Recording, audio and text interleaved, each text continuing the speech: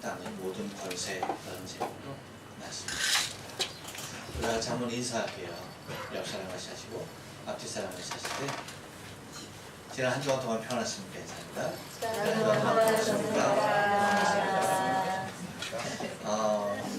오늘은 한 번 더 인사를 해야 됩니다. 다시 한 번 인사합니다. 지난 1년간 평안하셨습니까?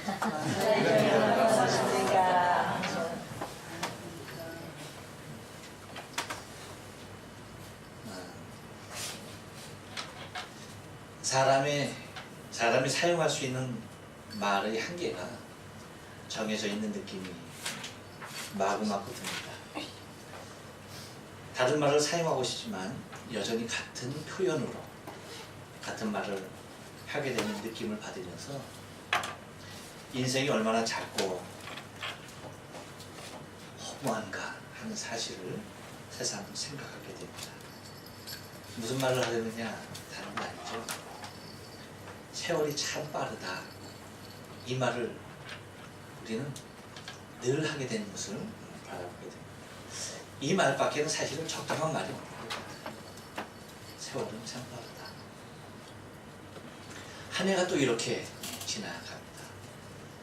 벌써 1년 52주 주일을 우리는 이제 오늘을 마지막으로 다 보내고 있는 것입니다. 이렇게 빨리 지나가는 1년의 세월을 우리가 새삼 느끼면서 세월 앞에 누구도 그 세월을 막아 세울 수 있는 장사가 없다는 것을 바라보게 됩니다. 이렇게 흘러가는 세월 속에 늘 경험치에 이르는 것은 모든 것이 다 끝이 있다는 것입니다. 우리가 세월을 지나면서 또한 올 한 해 2018년을 보내면서 우리가 깊이 명심해야 할 것은 뭡니까? 모든 것은 다 끝이 있다는 것입니다. 모든 것이 끝이 있는 것이 1년만 끝이 있는 것이 아닙니다. 이제 주일 오전 예배 드리는 말씀을 우리가 마태복음을 계속해서 보고 있는데 이제 오늘이 마태복음 마지막 날 되겠습니다. 마태복음 28장 1절로 15절 말씀 안 했는데요 라고 생각하시면 안 되고요.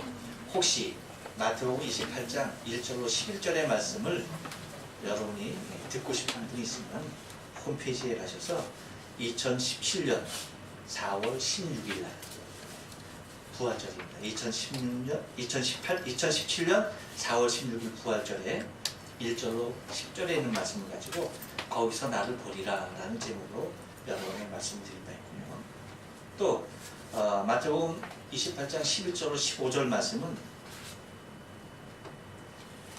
2018년 올해네요. 4월 1일 날 부활이 묻히는가 라는 제목으로 2018년 맞나? 맞나? 잘못했죠. 확실히 하여튼 말씀을 하여튼 부활이 묻히는가 라는 제목으로 말씀을 전했습니다. 여러분 한번 참고해 주시면 되겠습니다. 그래서 이제 오늘은 그 주일 낮에는 마태복음 28장 그래서 나머지 16절로 20절 말씀이 이제 마지막으로 이제 전해지게 되고요. 또 참고적으로 주일 2부에 드렸던 말씀은 이제 그 베드로후서를 계속해서 강의를 했는데 언제 했나 보니까 2017년 12월 10일 날 처음 했더라고요. 그러니까 만 1년이 된 것 같아요. 1년 만에 이제 오늘 이 베드로후서도 마지막 말씀을 2부 시간에 전하게 되고요. 그리고 수요일 날 우리가 말씀을 보면 출애굽기 강해도 이제 지난 27일을 마지막으로 해서 다 마쳤습니다. 장장 제가 살펴보니까 5년 6개월이 걸렸더라고요. 죄송해요. 엄청나게 많은 시간이 걸렸더라고요. 5년 6개월. 그러니까 2013년 7월 3일 날 2013년 7월 3일 그러니까 2013년 하반기에 들어가서 이제 출애굽기를 강의를 시작했는데 지난 27일 날 마쳤으니까 정확하게 5년 6개월이 걸렸더라고요. 사실 좀 개인적으로 물론 이제 주일 1부 예배도 2부 예배도 말씀의 은혜가 있지만 저는 제가 개인적으로 받는 은혜는 사실 수요일 날 주시는 말씀의 은혜가 더 굉장히 제 마음에는 와 닿습니다. 이제 아쉬운 것이 이제 많은 분들이 함께하지 못해서 굉장히 아쉬운데 개인적으로는 저는 주일 1, 2부보다는 수요일 날 드리는 말씀이 상당히 은혜가 있었다라는 말씀을 좀 드리고 싶습니다. 이렇듯 여러분 모든 것이 다 마지막으로 다 치닫고 있는 것을 바라보면서 인생이 얼마나 약하고 또한 부족한 것 뿐인가라고 하는 사실을 깨닫게 됩니다. 왜냐하면 우리 인생의 삶이 이렇게 마지막에 대한 두려움이 있다라고 하는 것은 다른 것이 아닙니다. 두려움에 대한 또는 아쉬움이 존재한다는 것은 다른 것이 아니죠. 곧 우리의 삶이 유한하다는 것입니다. 언젠가는 맞춰진다는 것이죠. 다시 말하면 내 인생의 삶 가운데서도 마지막에 찾아온다는 것입니다. 제가 그래서 오늘 주보에 여러분 올린 그 글을 좀 보면은 제가 구루터기 하나를 보면서 사진을 찍었습니다. 잘려져 나간 그래서 구루터기만이 남아있는 것이지만 그 구루터기가 오래돼서 잘려나간 지 오래돼서 그 안은 다 썩었어요. 그래서 안은 비었는데 그 비어있는 안에 또한 새로운 생명의 싹이 올라오는 것을 바라보게 됩니다. 그러면서 인생이 정말 잘려버린 그런 수목의 세월에도 미치지 못하는 것을 제가 좀 바라보면서 인간이 이렇게 시간에 지배당하는 모습을 보면서 인간이 사실 이렇게 시간에 지배당하는 인생의 삶이 아닌데 원래의 삶은 그것이 아닌데 사실은 시간을 다스리는 것이 우리 인생이어야 할 텐데 그것은 우리의 유한한 삶이 있기 때문에 시간의 지배를 받을 수밖에 없지만 우리에게 영원한 삶이 주어진다는 것, 주 예수를 그리스도를 통해서 우리에게 주어진 이 영원한 생명의 삶이야말로 이제는 시간의 지배가 아닌 그 시간을 지배하는 자의 삶을 살아가기 때문에 제가 정말 바라는 것, 그것은 영원한 삶을 것입니다. 하나님께서 주신 우리의 영원한 삶, 그것을 너무나 사모하며 기다리는 모습에서 오늘 글을 좀 올려보았습니다.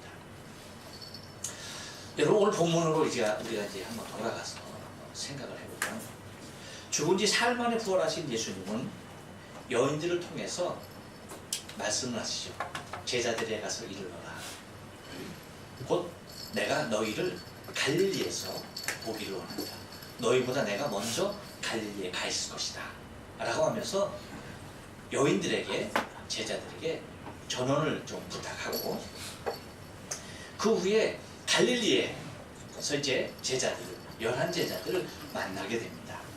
그래서 만나게 되고 예수를 만난 부활하신 예수님을 만난 11제자가 예수 앞에 경배하는 것을 본문에서 바라보게 되어져요. 그런데 경배하면서도 그 중에 마태가 기록하고 있는 한 가지가 있습니다. 그것이 뭐냐면 그 중에는 의심하는 이들도 있다라고. 의심하는 자가 있다. 뭘 의심했다는 겁니까? 네, 부활하신 예수님. 여러 가지 의심이 있겠죠. 이분이 정말 예수님 맞나? 여기에는 여러 가지 해석이 있을 수가 있을 겁니다. 부활하신 모습이 예전과는 달랐던 모습일 수도 있고요. 또 예수님께서 정말 죽으셨나?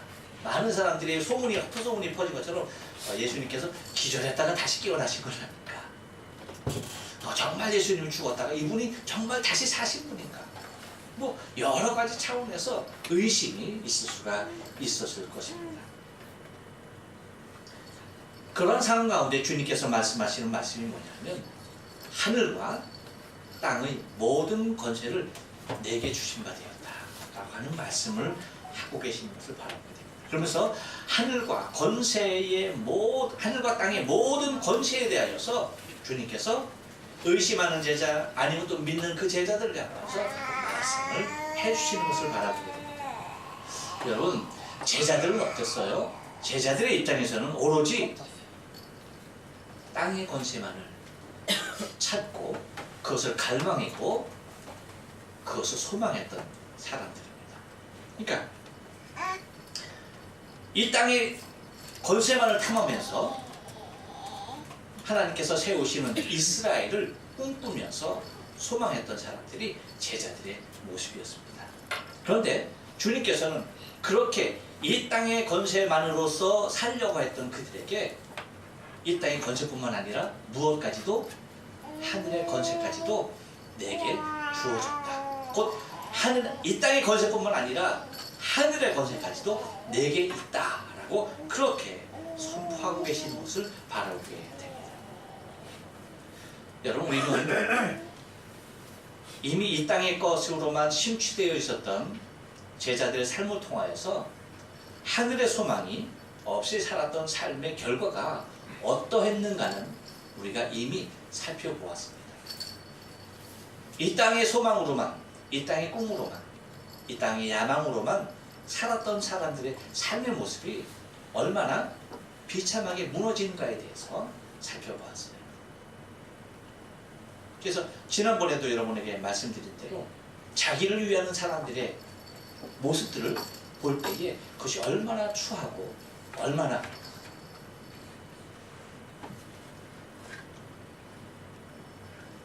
뭐죠? 비참했는가를 우리가 살펴봤습니다.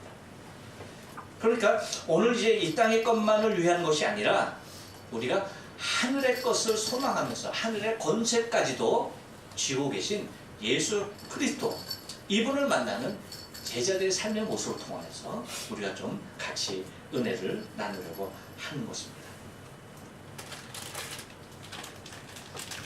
여러분, 예수님의 부활 이후 제자들은 여기에 이제 눈을 뜨게 됩니다. 곧 이 땅의 것에 뿐만 아니라 하늘의 것에 대한 눈을 그들이 이제서야 뜨고 있는 것을 바라보게 됩니다. 곧 이 땅의 것을 철저하게 실패했던, 경험했던 제자들의 입장에서는 이제 주님께서 갖고 계시는 하늘과 땅의 권세를 통하여서 자신들이 이루어야 할 임무를 주님께로부터 받게 되는 것을 바라보게 됩니다. 여러분, 하늘과 땅의 권세를 통하여서 해야 할 일들이 과연 무엇일까요? 주님께서 갖고 계신 하늘과 땅의 권세, 이것을 가지고 제자들이 이제 자신들의 삶을, 여생을 살아야 하는데 그들의 삶을 통하여서 이룰 수 있는 것들이 과연 무엇일까라고 하는 것입니다. 여러분, 우리 또한 제자들과 같이 하늘과 땅의 모든 권세를 통하여서 우리에게 이 땅에서 이루며 해야 할 일이 있다는 것입니다. 그 첫 번째가 무엇입니까? 한번 따라서 합니다. 가는 것입니다. 예. 19절 상반절 말씀 보니까 이렇게 얘기해요. 그러므로 너희가 가서 라고 얘기합니다. 곧 하늘과 땅의 모든 권세를 가지고 가는 것입니다. 어디로 가야 하느냐? 다른 것 아닙니다. 여러분, 가깝게는 우리의 삶의 현장으로 가는 것입니다. 그리고 더 나아가서는 땅끝까지도 우리는 가야 하는 것입니다. 여러분, 우리 교회에서 성경학교를 하고 SBS, BTS 이런 것을 하는 이유가 사실은 다른 데 있지 않아요. 뭐냐 하면 우리는 어차피 다 우리의 신앙을 가지고 가야 하는 사람들이에요. 제가 목회를 이렇게 쭉 하다 보니까 목회를 하면서 느끼는 것, 그것은 뭐냐면, 물론 함께 생명의 공동체 안에서, 교회에서 우리가 함께 신앙생활하며 우리가 함께 하나님의 나라를 이루어가는 모든 생명의 공동체로 있는 것은 부정할 수 없는 사실입니다. 하지만 언제까지나 이 모습으로 우리가 있지는 않더라고요. 어떤 이유가 됐던 우리 생명의 공동체 안에서 떠나가는 사람들이 반드시 있다라고 하는 사실입니다. 특별히 일본에 있다 보니까 그것을 제가 더 철저하게 아주 뼈저리게 느끼며 생활을 했죠. 이제 우리 김규란 장로님께서도 3월 2일, 그렇죠? 3월 1일입니까? 3일절 날 한국에 만세부도로 가십니다. 이제 장로님도 한국으로 가시는 거예요. 가족이 모두 다 이제 한국으로 철수합니다. 왜요? 여기에서 생활해야 했었던 임기가 다 맞춰졌기 때문에 이러한 모습에서 나가고 또한 유학을 왔던 학생들도 어떡합니까? 공부를 다 하면 어떻게 되는 거예요? 이제 떠나는 것을 바라보게 되죠. 그리고 또한 한국으로만 가는 것만 아니에요. 일본에서도 가만히 보니까 일본 이사를 통하여서 더 먼 곳으로 가야 하는 성도들의 삶도 있고요. 또는 더 좋은 교회를 찾아서 더 좋은 신앙의 삶을 살기 위해서 떠나는 성도들도 있더라고요. 이것을 보면서 느꼈던 것입니다.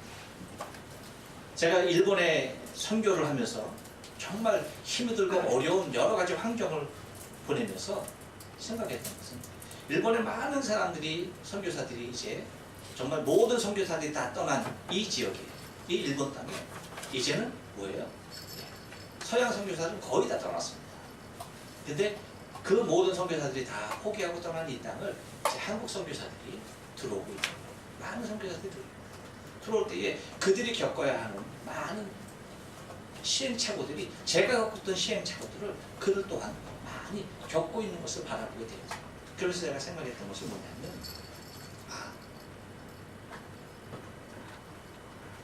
평신도들이라고 하는 것은 이미 이 땅에서 살면서 몇십 년을 살면서 일본 문화에 대해서 다 적응해 있고 일본 문화를 이해하고 또한 일본말로 다 되고 하는데 이 사람들이 언젠가 우리 교회에서 떠나서 다른 곳으로 가야 하는데 이들을 그냥 보내는 정말 잘 교육해서 그들이 어디 가서든지 주의 복음을 전하는 자의 삶을 살게 하는 것이 우리 교회에서 해야 할 일이겠다라는 생각을 한 것입니다.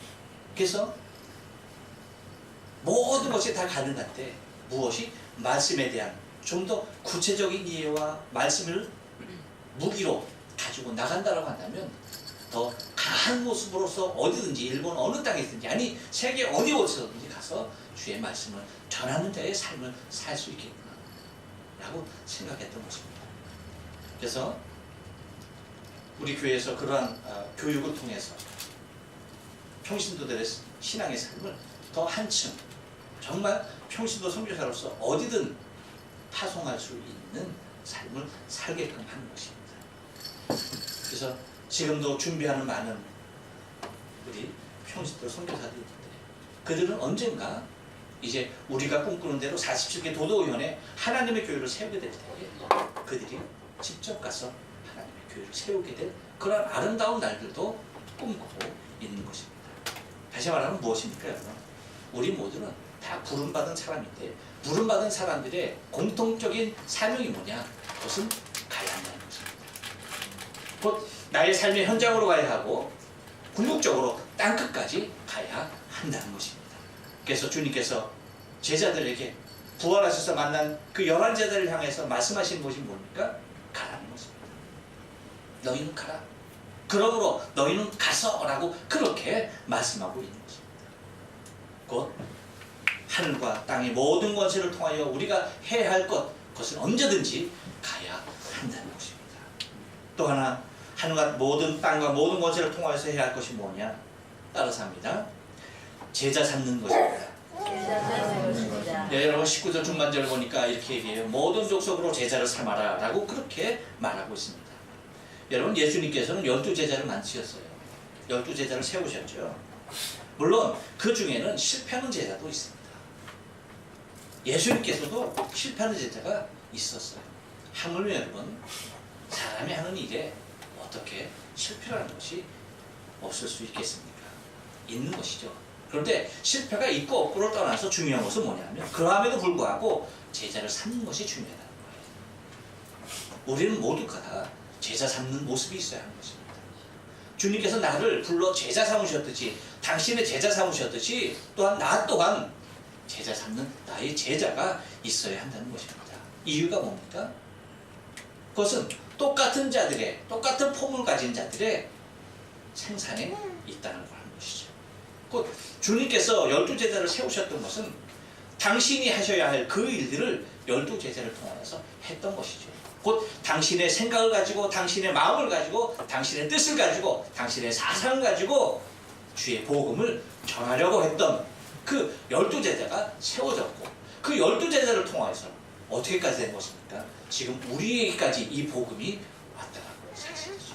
놀라운 것입니다. 그러므로 여러분, 제자 삼는 일에 대해서 우리가 더욱더 적극적으로, 내가 그냥 주님의 제자로서 만족하고 있는 자리에 있어서는 결코 되지 않는 거예요. 주님이 나를 제자 삼으셨듯이 우리에게 명하시는 것이 뭡니까? 제자 삼으라. 예수님의 제자들에게 말씀하셨듯이 여러분, 주님께서는 우리에게도 제자 삼으라 라고 말씀을 하시는 것입니다. 그래서 영적으로 여러분 스스로의 제자들이 있어야 하는 거예요. 물론 여러분들은 제가 주일날 말씀을 선포하고 또한 수요일날 말씀을 선포하는 그 말씀으로 여러분이 양육되고 있지만, 여러분 스스로도 여러분들이 누군가를 여러분들의 영적인 모습에서 여러분들이 제자 삼는 모습이 필요한 것입니다. 그것이 뭘까요? 다른 것 아니죠. 곧 주의 복음을 전하는 것입니다. 그래서 그들이 나의 제자로서 잘 양육될 수 있도록, 나와 똑같은 사상을 가지고, 주님과 똑같은 사상을 가지고, 주님의 똑같은 심장을 가지고, 주님의 똑같은 뜻을 가지고 하늘의 뜻을 이루려고 하는 의지를 가진 제자를 삼는 것이 중요하다는 것입니다. 또 하나 여러분, 하늘과 땅의 권세를 통하여서 해야 할 일이 뭐냐? 그것은 한 번 더 따라서 합니다. 세례 주는 것입니다. 네, 여러분 19절 하반절 말씀 보니까 아버지와 아들과 성령의 이름으로 세례를 주고라고 얘기합니다. 제가 많은 사역을 하면서 가장 감동적이고 가장 은혜가 있는 것이 뭐냐라고 할 때에 그것은 다른 것이 아니다. 역시 세례 주는 것입니다. 한 생명이 다시 영적으로 거듭나는 하나님의 나라의 백성으로 입적되어지는 그 세례, 이것이 얼마나 감격스러운지 몰라요. 너무나 감격스러운 것이죠. 우리 현아도 세례를 받아야 하는데, 우리 아연이도 세례를 받아야 하는데, 이렇듯 여러분, 새로운 생명이 하나님의 나라에 또 다른 생명으로 태어나는 거예요. 거듭나는 삶, 바로 그러한 외적인 행위가 세례인데, 하나님의 나라의 백성으로 거듭남의 모습의 삶들이 한 사람 없다는 것입니다. 죄인 하나가 회개하고 돌아오는 날, 바로 그날이 세례하는 날이기 때문입니다. 그래서 누가복음 15장 7절에서 주님께서 하신 말씀과 같이 한번 다 같이 읽어봅니다. 시작. 내가 너에게 이르노니 이와 같이 죄인 하나가 회개하면 하늘에서는 회개할 것 없는 의인 99으로 말미암아 기뻐하는 것보다 더하리라. 할렐루야. 주님께서 기뻐하시는 것, 하나님께서 기뻐하시는 것, 꼭 죄인 하나가 회개하고 주 앞에 돌아오는 모습입니다. 또 하나, 하늘과 땅의 권세를 통하여서 우리가 해야 할 일이 뭐냐라고 할 때에 한 번 더 따라서입니다. 가르치고 지키게 하는 것입니다. 예, 여러분 20절 상반절 말씀 보니까 이렇게 말합니다. 내가 너에게 분부한 모든 것을 가르쳐 지키게 하라라고 얘기합니다. 무엇을 가르치는 것입니까? 무엇을 가르쳐야 하나요? 다른 것 아닙니다. 오직 주의 말씀입니다. 살아계신 하나님의 말씀을 그들에게 먹이고 그들에게 가르치는 것입니다. 여러분, 근데 가르치는 데에 도구가 필요하죠. 무엇으로 가르치느냐, 이것은 매우 중요한 겁니다. 방법론인데 매우 중요하죠. 무엇으로 가르칠 수 있습니까? 많은 사람들이 지식으로 가르치려고 하죠. 아닙니다. 지식으로 가르치는 건 절대 아닙니다. 무엇으로 가르치느냐, 주님께서 말씀하신 가르치라고 할 때에 이 가르침은 다른 것이 아닙니다. 단순한 지식으로 가르치는 것이 아닙니다. 예수님께서 당신의 삶을 통하여 가르쳤듯이 우리의 삶을 통하여 가르치는 것입니다. 곧 우리의 순종의 삶을 통하여 가르치는 것입니다. 그들이 실패했던 그들의 실패의 삶을 경험을 해서 가르치는 것입니다. 곧 나 자신의 삶을 통하여서 가르치는 것이죠. 가장 훌륭한 부모는 누굽니까? 말로서 가르치는 부모가 아니죠. 자신의 삶의 모습으로서 가르치는 부모가 가장 훌륭한 부모죠. 여러분 선생님도 마찬가지예요. 가장 훌륭한 선생님은 그냥 지식적으로만 머리에다 주입해 주는 것이 아니라 자신의 삶의 인격을 드러내면서 그 인격을 보여주는 선생님이야말로 가장 훌륭한 선생님이죠. 예수가 가장 위대한 스승일 수 있었던, 제자들에게 있어서 가장 위대한 스승일 수 있었던 이유는 무엇입니까? 그것은 당신의 삶으로 직접 당신이 말씀하시는 모든 것들을 다 준행하며 사셨던 분이기 때문입니다. 그렇기 때문에 예수가 우리의 가장 위대한 스승이 되는 것입니다. 곧 주님께서 우리를 자신의 삶으로, 당신의 삶으로 우리를 가르치셨듯이 우리 또한 말씀 가운데 살아가는 우리의 삶을 보임으로 말미암아서 우리는 가르침의 자리에 서야 한다는 것입니다. 왜 가르쳐야 합니까? 가르치는 이유가 어디 있습니까? 여러분 인생은요 죄성이 있기 때문에 하나님의 말씀으로 가르치지 아니하면 우리의 죄성, 우리의 본연의 모습, 우리의 죄의 모습으로 들어가게 돼 있어요. 곧 죄성이 우리를 지배하게 돼 있는데 그 죄성이 우리를 지배하지 못하도록 뭐 하는 겁니까? 하나님의 말씀이 우리 안에 들어와야 한다는 것입니다. 우리의 죄를 벗어버릴 수 있는 것은 오직 하나님의 말씀밖에 없기 때문에 곧 내가 죄 있는 것을 깨닫게 되는 것도 하나님의 말씀으로 인해서 깨닫게 되기 때문에 곧 죄성에 지배되지 않도록 하나님의 말씀을 가르쳐야 하는 것입니다. 또 하나 인생의 최고의 가치를 심어주기 위하여서 가르쳐야 되는 것이죠. 인생에서 여러분 무엇이 참된 가치가 있는지 모르고 이 땅의 삶을 살아가는 사람들이 얼마나 많은지 모르죠. 여러분 우리의 인생의 최고의 가치가 어디 있습니까? 예수에 있습니다. 그분에게 있습니다. 인생의 최고의 가치는 이 땅의 것이 아닙니다. 하늘의 것입니다. 하늘에 있습니다. 이것을 무엇으로 가르칠 수 있습니까? 이 땅에서는요 다른 건 아니거든요. 이 땅에서만 잘 살고 이 땅에서만 영화롭게 사는 법을 가르치는 것이 이 땅의 교육입니다. 하지만 우리가 가르치는 것은 이 땅의 것이 아닙니다. 영원한 생명의 삶을 가르치는 것입니다. 하나님의 나라에서 누려야 할 영원한 것을 가르치는 것입니다. 곧 인생의 최고의 가치는 곧 하늘에 있다는 것입니다. 이것을 심어주기 위해서 우리는 가르쳐야 한다는 것이죠. 또 하나 왜 가르쳐야 하느냐? 그 이유는 뭐냐? 다른 것 아닙니다. 인생을 허비하지 않기 위해서 가르쳐야 합니다. 여러분 이 진리가, 이 가치가 우리가 정말 어려서부터 이 가치가 우리 안에 배어있으면 우리 인생은 그렇게 허비하지 않아요. 얼마나 우리에게 주어진 인생만으로도 너무나 귀한 모습으로 엄청난 하나님의 거룩한 일들을 이룰 수가 있는 것입니다. 그런데 이것을 모르고 방황하며 이것을 모르고 헛된 가치를 쫓아가는 삶들이 우리 삶 가운데 얼마나 많은지 모르죠. 우리 인생의 삶을 통해서 얼마나 많은 것들이 그 시간을 낭비하는지 모르죠. 제가 기쁜 소식을 접했어요. 뭐냐면 엊그저께 통화하는데 산이가 그러더라고요. 이제 쌍둥이도 암송한다고 시작했다고 그러더라고요. 얼마나 감사합니까? 걔네들이 뭐 글을 합니까? 지금 말이라도 제대로 합니까? 제대로 못해요. 그럼에도 불구하고 그림책을 보여주면서 말씀이 적혀있는 그림책을 하나하나 보여주면서 따라 읽게 하는 거예요. 너희 부모에게 순종하라. 이것이 옳으니라. 네. 아무것도 모르는 그 아이에게 정말 백지장과 같은 아무것도 그려지지 않은 하얀 도화지와 같은 그곳에 무엇부터 그리는 겁니까? 하나님의 말씀부터 그리는 거죠. 그럼 이것이 여러분 잘 알다시피 장성화에서도 주의 법을 떠나지 않게 됩니다. 어렸을 때 자리한 그 주의 말씀이 평생을 가는 것이죠. 평생.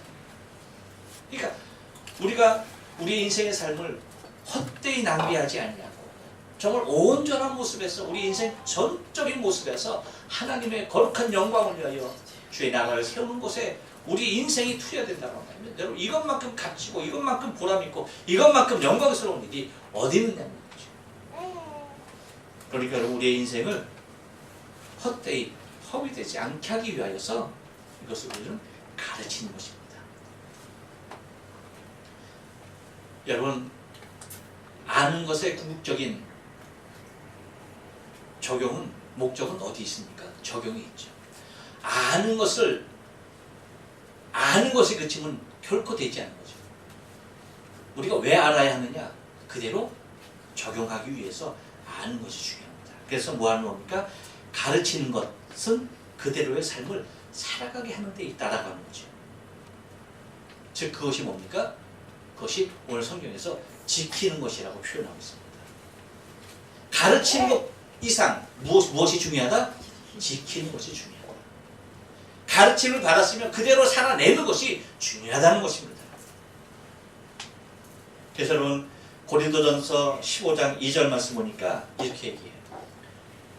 너희가 만일 나에게 전한 그 말을 굳게 지키고, 뭐라고요? 내가 너희에게 전한 그 말을 너희가 굳게 지키고 헛되이 믿지 않으면 이로 말미암아 구원을 얻으리라.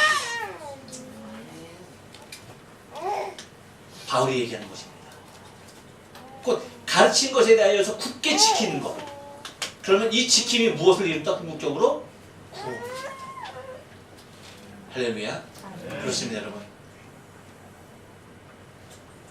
우리가 주의 말씀을 궁극적으로 지키는 이유가 뭐예요? 구원이지 않습니까? 그렇죠? 그 구원에 이른다라고 하는 사실입니다. 그러므로 여러분, 우리가 해야 할 것은 곧 가르치고 지키게 하는 것에 있다라고 하는 것이고, 마지막으로 하늘과 땅의 모든 것을 통하여서 해야 할 일이 무엇입니까? 한 번 더 따라서 합니다. 약속의 성취입니다. 약속의 성취입니다. 예, 여러분 20절 하반절 말씀 보니까 이렇게 말합니다. 볼지어다 내가 세상 끝날까지 너희와 항상 함께 있으리라 하시니라 라고 얘기합니다. 이 땅에서 그리고 저 하늘에서도 마지막까지 이루어지는 것은 오로지 주의 약속 말씀밖에 없습니다. 그 무엇도 마지막까지 자신의 자리를 지킬 수 있는 것은 이 땅에 존재하지 않습니다. 오직 주의 말씀만이, 약속의 말씀만이 영원히 자리하며 그 뜻이 이루어지는 것입니다. 그래서 주님께서 우리에게 가르쳐 주신 기도대로, 그렇죠? 주의 뜻이 하늘에서 이룬 것 같이 땅에서도 이루어지이다. 네. 오직 주의 뜻만이 하늘에서 이룬 것까지 땅에서도 이루어지게 되어 있는 것입니다. 그런 말씀 중에 마지막으로 우리에게 약속해 주신 말씀이 바로 뭡니까? 오늘 말씀해 주신 볼지어다 내가 세상 끝날까지 너희와 항상 함께 있으리라고 하신 이 말씀이에요. 할렐루야. 네. 여러분, 나그네 인생의 삶 가운데 이것만큼 위로가 되는 말씀이 없어요. 내 생명의 주인 되신 예수 그리스도께서 나와 마지막까지, 마지막 날까지 함께 하시겠다는 겁니다. 그 약속을 우리에게 주셨어요.